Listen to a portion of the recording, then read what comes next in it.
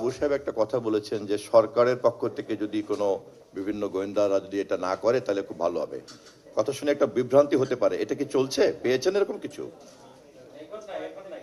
নাই। হ্যাঁ, তার মানে এই যে এখন নাই, এই কথাটাই কিন্তু হচ্ছে এখনকার স্ট্যান্ডার্ড, তাই তো? এবং আপনারা যে বললেন যে এখন এই ধরনের নিয়ন্ত্রণ নাই, আজকের সেমিনারে আমার বক্তব্যের শুরুতে আপনাদের এই সম্মিলিত মন্তব্যটা সরকারের কাছে পৌঁছে দেওয়ার দায়িত্ব নিতে পারি আমি?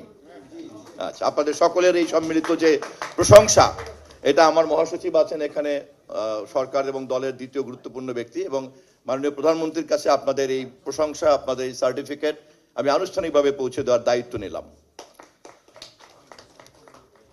আপনারা যে আলোচনা করছেন এই আলোচনাটা এতই গুরুত্বপূর্ণ, যেটা আমাদের সোহেল ভাইও বলছেন যে আসলে কি একটা টেকসই গণতন্ত্র প্রতিষ্ঠা হওয়ার পরেই কি একটা গণমাধ্যম আমরা পাবো, স্বাধীন দায়িত্বশীল গণমাধ্যম, নাকি আসলে একটা স্বাধীন দায়িত্বশীল গণমাধ্যম প্রতিষ্ঠার প্রক্রিয়ার মধ্য দিয়েই একটি গণতান্ত্রিক ব্যবস্থা টেকসই হতে পারে? এটা খুব পরিষ্কার যদি আমাদের ধারণার মধ্যে, চিন্তার মধ্যে থাকে, তাহলে আমার মনে হয় যে আমাদের সমস্ত চাওয়া পাওয়া, প্রত্যাশা এবং বিতর্কগুলিকে আমরা অনেক বেশি প্রোডাক্টিভ করতে পারবো। আমরা যে জগৎ নিয়ে কথা বলছি সেই জগতের যদি আমরা সংবাদপত্র শিল্প জগৎ হিসাবে আখ্যায়িত করি বা এইভাবে যদি দেখতে চাই, তাহলে শিল্পের নিয়ম অনুযায়ী এখানে একটা মুনাফার প্রশ্ন থাকবে অবধারিতভাবে। কারণ যিনি উদ্যোক্তা তিনি যদি মুনাফা নিশ্চিত করতে না পারেন, তিনি তার এই শিল্প জগৎ প্রতিষ্ঠানকে কিভাবে টিকিয়ে রাখবেন? তা যদি টিকিয়ে রাখতে উনি নাই পারেন, তাহলে এই প্রতিষ্ঠানে কর্মরত সকল ব্যক্তি, সাংবাদিক, অন্যান্য সকলকে কিভাবে উনি লালন পালন করবেন? আবার তাকে যদি এই কাজ মুনাফা নিশ্চিত করে উনি যদি করেন এবং উনি যদি অন্য কোনো দায়বদ্ধতার মধ্যে না থাকেন, তিনি যদি সকলটা দায়িত্ব পালন করলেন কিন্তু তার ট্যাক্স কাঠামো অথবা তার দায় দায়িত্ব ইত্যাদি সম্পর্কে কোনো কথা থাকলো না, তিনি থাকলেন সবকিছু জবাবদিহিতার ঊর্ধ্বে, তখন একটা ভিন্ন পরিবেশ দেখা দিবে। কারণ সংবাদপত্র শিল্প জগতের মালিক পক্ষ এবং তিনি তার এই প্রভাব প্রতিপত্তি এবং তার পত্রিকার যে কাটতি তাকে কাজে লাগিয়ে বিজ্ঞাপন দাতাদের কাছ থেকে যে অর্থটা উপার্জন করেন, এই তো উৎস বলতে তো এই জগৎ টিকে থাকবে এখান থেকেই। তাহলে বিনিয়োগ এবং মুনাফার সম্পর্ক কিন্তু এইখানে। এবং এই আর্থিক জগৎটাকে যদি আমি একটি প্রাতিষ্ঠানিক কাঠামোর মধ্যে না দাঁড় করতে পারি, তাহলে এই জগৎ তো টেকসই হবে না। এবং যখন এই জগৎ টেকসই হবে না, তখনই কিন্তু এই জগতের আপনাদের মতো মেধাবী যে জনবল, বিশেষ করে সাংবাদিকতার মতো এরকম একটা পেশা যা অন্য পেশার সঙ্গে সরাসরি তুলনা করা যাবে না, বা যান্ত্রিকভাবে আমরা কিন্তু অন্য পেশার মতো দেখলে ভুল হবে আমাদের। একজন সরকারি কর্মকর্তা অথবা একজন কর্পোরেট এক্সিকিউটিভ অথবা একজন উদ্যোক্তা ব্যবসায়ী, তার সঙ্গে কিন্তু সাংবাদিকতার পেশাটাকে যদি গুলিয়ে ফেলি তাহলে ভুল হবে। এটাকে অবশ্যই একটা ভিন্নভাবে দেখতে হবে। যেমন আমাদের সংবিধানে লেখা নাই যেটা চতুর্থ স্তম্ভ, কিন্তু সারা পৃথিবীর সভ্যতা জানে যেটা একটা চতুর্থ স্তম্ভ। এই স্তম্ভটা না থাকলে রাষ্ট্র সমাজ থাকে না। সাংবাদিকতার মতো পেশাকেও কিন্তু এই ধরনের একটা অঘোষিত সম্মান মর্যাদার দৃষ্টিভঙ্গি থেকে, লেন্স থেকে আমাদেরকে দেখা উচিত বলে আমি মনে করি। একজন রাজনৈতিক কর্মী এবং সামান্য একটু দায়িত্ব পালন করছি, সেই জায়গা থেকে আমি আমার একজন অনুসন্ধানী ছাত্রের জায়গা থেকে আমি মনে করি যে এটা আমাদের কাছে খুব পরিষ্কার হওয়া দরকার, যেটাকে দেখার ক্ষেত্রে আমাদের একটা ভিন্ন দৃষ্টিভঙ্গি থাকা দরকার। ফলে মালিক পক্ষ, বিজ্ঞাপন দাতা, যে সমস্ত পণ্যের উৎপাদকরা থাকেন, তারা এই দুইয়ের অবস্থান এবং অপরদিকে রাষ্ট্র, সমাজ এবং জনগণের সকল সেবা দেওয়ার দায়িত্ব অথবা তাদেরকে শোষণ করার দায়িত্ব জোর করে হোক অথবা জনগণের সম্মতি নিয়েই হোক, তা থাকছে কিন্তু সরকারের হাতে। ফলে সরকার একটা বড় অংশীদার এখানে। ফলে সরকার অংশীদার, মালিক পক্ষ অংশীদার এবং বিজ্ঞাপন দাতারা অংশীদার। সরকার তার অস্তিত্ব নির্ভর করছে জনমতের উপরে, লাগাতারভাবে সে জনমত পাচ্ছে কিনা এবং ধরে রাখতে পারছে কিনা, তার অ্যাপ্রুভাল রেটকে সে ঠিক রাখতে পারছে কিনা। That is his performance or her performance. এবং কমপ্লিটলি এটা নির্ভর করে যে সে ডেলিভারি দিতে পারছে কিনা।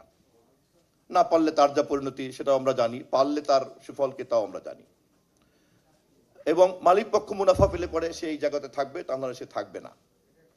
দেশে যদি একটা ব্যক্তিগত প্রাইভেট সেক্টরের ইকোনমি যদি বারবারন্ত থাকে, আমাদের দেশে যদি উৎপাদন কাঠামো যদি বারবারন্ত থাকে, ন্যাচারালি এখানে বিজ্ঞাপনদাতার অভাব হবে না, নানান রকম পণ্য উৎপাদন হবে, যেই পণ্য উৎপাদনের মধ্য দিয়ে এবং তা বিপণনের মধ্য দিয়েই কিন্তু আমাদের অর্থনীতি গতিশীল থাকবে।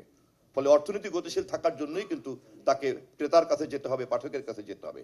এভাবেই কিন্তু সাংবাদিক তার মেধাকে একটা পেশায় পরিণত করে পাঠক এবং দর্শক শ্রোতাদের কাছে এই জগৎকে নিয়ে কিন্তু আমাদের একটা ecosystem, media ecosystem.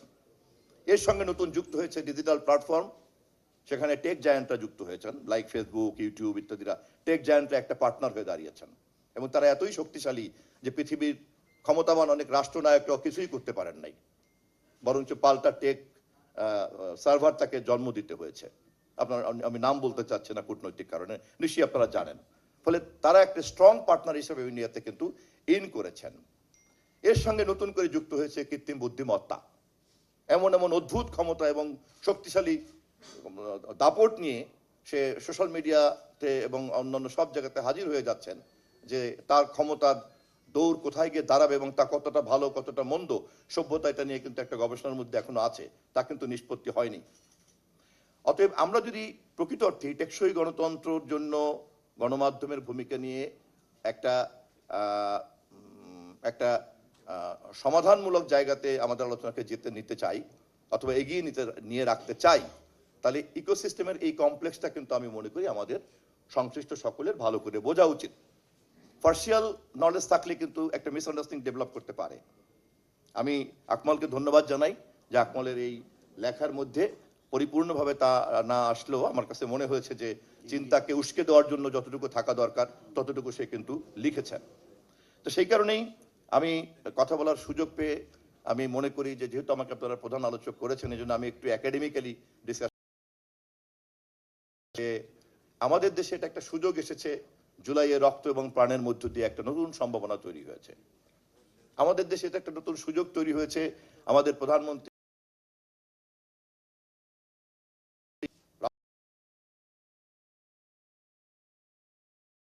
He does mean business, এটাকেও আমরা কিন্তু একটা সুযোগ হিসাবে কাজে লাগাতে পারি। ফলে গণমাধ্যমের সাংবাদিকতা জগৎ যেই মালিক পক্ষ যার উপরে নির্ভরশীল এবং যেই মালিক পক্ষ বিজ্ঞাপনদাতাদের উপরে নির্ভরশীল এবং যেই সরকার জনগণের সমর্থন ধরে রাখার জন্য পাঠক দর্শক নির্ভর যে সমাজ, তাকে আস্থায় রাখার জন্য যে তার লক্ষ্য আগ্রহ, সেখানে সরকার এবং মালিক পক্ষের একটা আন্তঃসম্পর্ক এই সমাজে তৈরি হয়ে যায়, যা আমরা বিগত সরকারের আমলে দেখেছি। সরকার এবং মালিক পক্ষে এক হওয়ার কারণে তারপরে কিন্তু পুরো ব্যাপারটার একটা নিয়ন্ত্রণ চলে যায়, সে কিন্তু সেখানে গিয়েছেও সেখানে। এবং